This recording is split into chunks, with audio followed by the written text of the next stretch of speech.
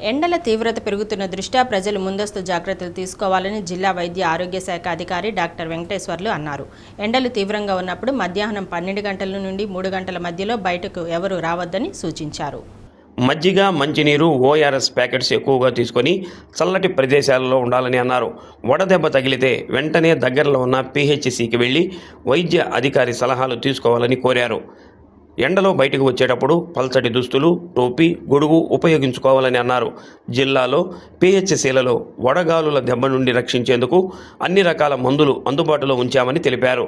మనము సన్స్ట్రోక్కి తగలకుండా మనకి అంటే ఎవరైతే వల్నరబుల్ గ్రూప్స్ ఉన్నారో చిన్నపిల్లలు కానీ, గర్భిణీ స్త్రీలు కానీ, వయోవృద్ధులు కానీ, అదేవిధంగా గుండెకు సంబంధించినటువంటి వ్యాధి ఉన్నటువంటి వ్యాధిగ్రస్తులు కానీ వీరందరూ కూడా మొట్టమొదటిగా ఎండకి ఎక్స్పోజ్ కాకుండా ఉండటం అనేది చాలా ముఖ్యమైన ఘట్టం. దీంట్లో ప్రత్యేకంగా 12 నుండి 3 గంటల వ్యవధిలో మధ్యాహ్నం 12 గంటల నుండి 3 గంటల వ్యవధిలో అందరూ కూడా ఎవరైతే నేను ఇప్పుడు ఉదహరించానో వారు ఈ ఎండలోకి వెళ్లకుండా నీడపాటున ఉండాలని చెప్పి ప్రత్యేకంగా సూచిస్తూ ఉన్నాను.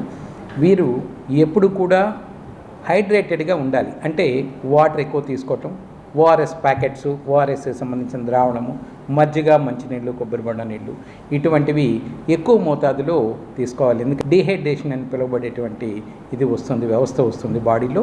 అప్పుడు బాగా నీరసించిపోవటము, ఫెయింట్ అవటము, కళ్ళు తిరిగి పడిపోవటము, తర్వాత ఫిట్స్ లాగా రావటము, అపస్మారక స్థితికి కూడా వెళ్ళడానికి అవకాశాలు ఉంటాయి. కాబట్టి ప్రతి ఒక్కరు కూడా దీన్ని గమనించి వీలైనంత ఎక్కువ నీటిని ద్రవ రూపంలో ఉన్నటువంటి పదార్థాలను తీసుకోవటం, అదేవిధంగా నీడ పట్టున ఉండటం. ప్రత్యేకంగా 12 గంటల నుండి 3 గంటల సమయంలో వృద్ధులు కానీ, చిన్నపిల్లలు కానీ, గుండె జబ్బులు ఉన్నటువంటి వ్యక్తులు కానీ, గర్భిణీ స్త్రీలు కానీ బయటికి వెళ్లకుండా ఉండటం. ఒకవేళ ఇన్ని చేసినప్పటికీ మనకి వడదెబ్బ కనుక వచ్చినట్లయితే ఏమేమి లక్షణాలు ఉంటాయి, ఎలా చర్యలు తీసుకోవాలని చెప్తాను. ముఖ్యంగా ప్రతి ఒక్కరూ పలచపాటి గుడ్డలను ధరించాలి. తెల్లటి గుడ్డలను ధరించటం. తప్పనిసరిగా ఎండలోకి వెళ్ళాలి అంటే గొడుగు లేదా టోపీని ధరించినట్లయితే ఎండ తీవ్రత కొంచెం మనం తగ్గించుకున్నట్టుగా ఉంటుంది. కాబట్టి శరీరానికి అంత ఎఫెక్ట్ ఉండకుండా ఉంటుంది. తడిగుడ్డతో లేదా మన దగ్గర ఉన్నటువంటి ఐస్ క్యూబ్స్ ఉంటాయి, ఇళ్లలో ఉంటాయి. అదేవిధంగా ప్రతి ప్రాథమిక ఆరోగ్య కేంద్రంలోనూ, తర్వాత ట్రాన్స్పోర్ట్కి సంబంధించి 108 వెహికల్స్ అన్నింటిలో కూడా ఈ కూల్ ప్యాక్స్ అనేవి ఏర్పాటు చేశాం. వాటి ద్వారా శరీరం యొక్క ఉష్ణోగ్రతని త్వరితగతిన మనం తగ్గించాలి. అలా తగ్గించినట్లయితే శరీరంలో ఉన్న సిస్టమ్స్ అన్నీ కూడా అబ్నార్మల్ కాకుండా ప్రాపర్గా మరలా పనిచేయడానికి, అదేవిధంగా నార్మల్ జీవితం గడపడానికి వెనువెంటనే అవకాశం ఉంది. కాబట్టి ఈ చర్యలన్నీ కూడా మేము ఎవరైతే వాహనాలు నడుపుతూ ఉంటారో పైలట్కి, అదేవిధంగా ఎవరైతే టెక్నికల్ సపోర్ట్ చేస్తారో ఈఎంటీకి వారందరూ కూడా ట్రైనింగ్ ఇవ్వడం జరిగింది. చల్లటి ప్రదేశంలోకి తీసుకెళ్ళటమే కాకుండా దేహాన్ని అత్యంత త్వరగా చల్లబరిచేదానికి ఐస్ ప్యాక్స్ వాడి చేయాలని చెప్పి ఆ ట్రైనింగ్స్ కూడా ఇవ్వడం జరిగింది.